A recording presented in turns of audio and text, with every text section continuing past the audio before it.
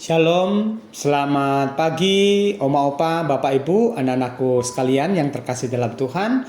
Berjumpa kembali dengan program Bina Iman Resapi di episode yang ke-11. Nah, pada kesempatan saat ini, khususnya di episode yang ke-11 sampai dengan yang ke-20, kita akan belajar dari sosok-sosok perempuan yang luar biasa yang ada di dalam Alkitab. Yang pada kesempatan saat ini di episode yang ke-11 ini kita akan awali dengan belajar dari sosok perempuan yang bernama Deborah. Sebelum pembacaan dan perenungan firman Tuhan ini, mari kita satukan hati kita di dalam doa. Kita berdoa. Bapa yang baik, Allah yang penuh kasih, bersyukur pagi hari ini kami diperjumpakan kembali, diberikan kekuatan, kesehatan, nafas kehidupan oleh Tuhan. Bersyukur kami boleh bersama-sama, boleh merenungkan kebenaran sabda firman-Mu ya Bapa. Biar Roh Kudus Kau curahkan kepada setiap kami yang mendengar maupun hamba-Mu yang akan menyampaikannya. Di dalam nama Yesus Kristus kami berdoa. Amin. Bacaan firman Tuhan kita yaitu dari Hakim-Hakim pasal yang keempat. Kita akan membaca mulai dari ayat yang keempat sampai dengan kelima yang terlebih dahulu yang menyampaikan demikian kepada kita. Pada waktu itu, Deborah seorang nabiah, istri Lapidot, memerintah sebagai hakim atas orang Israel. Ia biasa duduk di bawah pohon korma Deborah antara Rama dan Betel di pegunungan Efraim. Dan orang Israel menghadap dia untuk berhakim kepadanya. Selanjutnya ayat yang ke-14 sampai dengan ayat yang ke-16 menyampaikan demikian. Lalu berkatalah Deborah kepada Barak, "Bersiaplah sebab inilah harinya Tuhan menyerahkan Sisera ke dalam tanganmu. Bukankah Tuhan telah maju di depan engkau?" Lalu turunlah Barak dari gunung Tabor dan 10.000 orang mengikuti dia. Dan Tuhan mengacaukan Sisera serta segala keretanya dan seluruh tentaranya oleh mata pedang di depan Barak, sehingga Sisera turun dari keretanya dan melarikan diri dengan berjalan kaki. Lalu Barak mengejar kereta-kereta dan tentara itu sampai ke Haroset Hagoyim, dan seluruh tentara Sisera tewas oleh mata pedang, tidak ada seorang pun yang tinggal hidup. Selanjutnya ayat 23 sampai dengan yang ke-24. Demikianlah Allah pada hari itu menundukkan Yabin raja Kanaan di depan orang Israel. Dan kekuasaan orang Israel kian keras menekan Yabin raja Kanaan sampai mereka melenyapkan Yabin raja Kanaan itu. Sampai demikian pembacaan firman Tuhan kita. Yang berbahagia ialah mereka yang mendengar, memelihara dan melakukan firman Tuhan dalam kehidupannya. Oma Opa, Bapak Ibu, anak-anakku sekalian yang terkasih dalam Tuhan, adakah di antara kita yang belum pernah mendengar sama sekali nama Deborah? Nah, ya, saya yakin bahwa pastinya kita pernah mendengar, ya. Anak-anakku juga pasti pernah mendengar tentang sosok perempuan di dalam Alkitab yang bernama Deborah.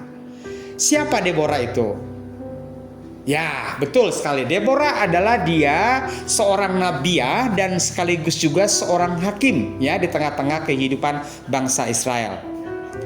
Menarik sekali bahwasanya Deborah ini adalah sosok yang menjadi hakim di antara hakim-hakim laki-laki yang pada umumnya pada saat itu ada. Nah, tentu ini bukan sebuah kebetulan ya, sehingga kemudian nama Deborah ini diangkat gitu ya.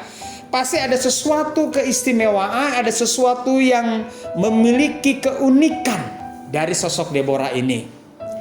Nah, saudara-saudara yang terkasih di dalam Tuhan, pertama kita akan melihat bahwa Deborah ini dikatakan tadi dia adalah seorang hakim ya, walaupun dia juga adalah seorang nabiah.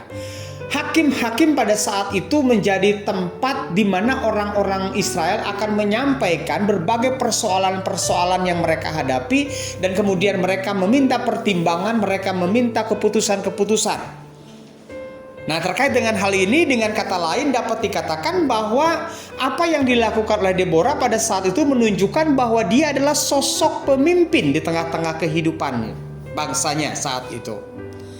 Nah, di sini kita bisa melihat bahwa ternyata Deborah itu bukan hanya sosok yang kemudian bukan hanya menampung persoalan-persoalan yang digumuli oleh bangsanya, oleh orang-orang di tengah-tengah kehidupan bangsanya pada saat itu, tetapi juga bagaimana Deborah kemudian dia bisa menunjukkan sikap kepeduliannya terhadap persoalan-persoalan yang terjadi di tengah-tengah kehidupan bangsanya.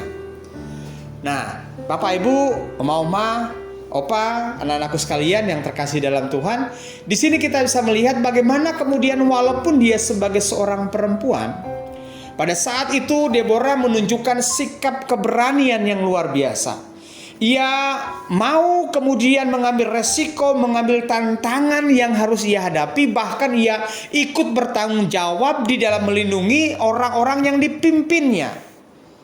Bahkan di sini kita bisa melihat bagaimana Deborah pun juga menunjukkan kesetiaannya kepada Tuhan. Di tengah-tengah situasi yang dia hadapi, dia tetap menaruh segala harapan-harapannya itu bukan pada kepintarannya, bukan pada hikmatnya semata, tetapi bagaimana kemudian dia membawa semuanya itu kepada Tuhan. Saudara yang terkasih di dalam Tuhan, di sini kita bisa melihat bagaimana sosok Deborah, dia mampu memberikan contoh dan keteladanan kepada banyak orang pada saat itu, bukan hanya kepada kaum perempuan ya, tetapi juga kepada kaum laki-laki. Bagaimana dia menunjukkan keberaniannya sebagai seorang pemimpin, bahkan juga di sini dia menunjukkan sikapnya, kearifannya, perannya sebagai seorang ibu yang adil, sebagai seorang ibu yang bijaksana, seorang pribadi yang rela kemudian mempertaruhkan hidupnya untuk orang-orang yang dikasihinya, untuk orang-orang yang dicintainya, untuk orang-orang yang dipimpinnya pada saat itu. Nah, keberanian dari Deborah inilah kemudian yang menyulut juga keberanian dari orang banyak pada saat itu. Termasuk juga Barak ya. Barak yang dipercaya menjadi sosok yang membawa semua laki-laki di tengah-tengah kehidupan bangsa Israel untuk maju berperang. Barak menyatakan bahwa ia akan maju kalau kemudian Deborah juga maju bersama dengan dia. Kalau Deborah yang memimpin dia. Artinya apa? Artinya walaupun Deborah sebagai seorang perempuan, artinya di hadapan Barak dan juga para bala tentara yang lainnya, ya di tengah-tengah kehidupan bangsa Israel ini, Deborah menjadi sosok yang inspiratif, menjadi sosok yang memberikan semangat, sosok yang menggelorakan keberanian untuk berperang melawan khususnya orang-orang yang pada saat itu hendak yang bermusuhan ya dengan orang-orang Israel, khususnya orang-orang Kanaan ya di dalam bacaan kita pada kesempatan saat ini. Nah, Bapak Ibu dan saudara-saudara yang terkasih di dalam Tuhan, di sini kita bisa melihat bagaimana Deborah menjadi sosok pribadi yang ternyata dia mampu menggerakkan bangsanya. Ya, menggerakkan begitu banyak orang untuk mereka bisa kemudian memperjuangkan apa yang menjadi hak-hak mereka. Memperjuangkan kebebasan, memperjuangkan kemerdekaan mereka sebagai sebuah bangsa. Nah, saudara-saudara yang terkasih di dalam Tuhan, di sini kita bisa melihat bahwa Deborah juga adalah sosok yang rendah hati, ya. Bagaimana dengan kekuatan rohani, kepekaannya terhadap situasi-situasi yang dihadapi oleh orang-orang yang ada di sekitarnya, telah juga menampakkan kepada kita kekuatan rohani yang dimiliki oleh Deborah, yaitu keyakinannya dia kepada Tuhan. Keyakinannya bahwa Tuhan akan menolong, Tuhan akan melepaskan mereka, Tuhan akan memberikan kemenangan mereka ketika mereka akan berperang melawan orang-orang Kanaan. Bapak Ibu dan saudara-saudara yang terkasih dalam Tuhan, anak-anakku, Oma Opa, sebagai seorang pemimpin di sini kita bisa melihat bagaimana Deborah menunjukkan kemampuannya untuk melihat dengan cermat segala persoalan yang dia hadapi pada saat itu. Nah, demikianlah juga ya dalam konteks kehidupan kita pada saat ini. Bukan hanya hal-hal yang kaitannya dengan sisi rasio saja yang dikedepankan dalam mengatasi persoalan itu. Tetapi kita bisa belajar dari sosok Deborah yang juga menggunakan intuisinya. Jadi dia menyelaraskan intuisi dan rasionalitasnya di dalam mengambil keputusan, sehingga itulah yang terbaik yang dapat dia lakukan, yang dapat dia perbuat di tengah-tengah situasi yang dihadapi oleh bangsanya. Bapak, Ibu, Oma, Opa, anak-anakku sekalian yang terkasih dalam Tuhan, nilai-nilai inilah yang bisa kita pelajari dari sosok Deborah yang boleh menjadi bagian perenungan firman Tuhan kita pada saat ini. Kiranya kita pun juga sebagai orang tua, sebagai kepala rumah tangga, maupun juga dalam konteks kita sebagai bagian dari bangsa ini, kita pun juga dapat menjadi pribadi seperti Deborah. Punya kepekaan, punya kepedulian terhadap persoalan yang ada di sekitar kita, punya keberanian dia untuk kemudian bertindak dan juga melakukan hal yang terbaik, hal yang benar sesuai dengan apa yang dikehendaki Tuhan. Dan bagaimana ia menyandarkan semuanya itu juga kepada Tuhan. Kiranya Allah di dalam Roh Kudus meneguhkan dan menguatkan kita untuk belajar dari Deborah pagi ini. Tuhan Yesus memberkati dan menguatkan kita. Amin. Mari kita berdoa. Bapa yang baik, Allah yang penuh kasih, bersyukur untuk firman-Mu. Kami belajar dari sosok yang bernama Deborah. Bila Tuhan teguhkan dan kuatkan kami, agar kiranya kami pun dapat menjadi pribadi-pribadi yang menjadi kepekaan terhadap persoalan-persoalan yang dihadapi oleh orang-orang yang ada di sekitar kami. Terlebih juga berikanlah kami keberanian untuk menegakkan kebenaran, untuk melakukan apa yang Tuhan kehendaki dalam kehidupan kami pada saat ini. Terlebih juga ya Tuhan, biarlah kami juga tetap memiliki pengharapan. Seperti halnya Deborah, dia selalu bersandar, berpengharapan kepada Tuhan di tengah-tengah situasi yang dihadapi oleh bangsanya. Demikianlah juga untuk konteks kehidupan bangsa kami pada saat ini. Kiranya segenap umat-Mu ya Tuhan, kami pun juga boleh menyandarkan hikmat kepada Tuhan untuk para pemimpin bangsa kami, bahkan juga untuk doa-doa kami untuk keadaan situasi bangsa yang lebih baik lagi, terutama di dalam mengatasi berbagai dampak akibat dari pandemi ini.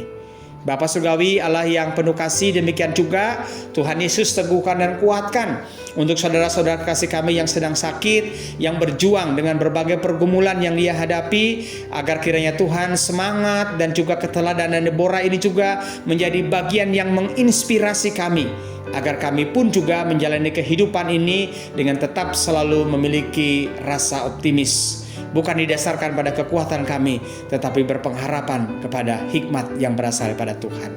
Teguhkan dan kuatkan kami ya Bapa, di dalam tuntunan Roh Kudus-Mu. Terima kasih. Di dalam Yesus Kristus kami berdoa. Amin.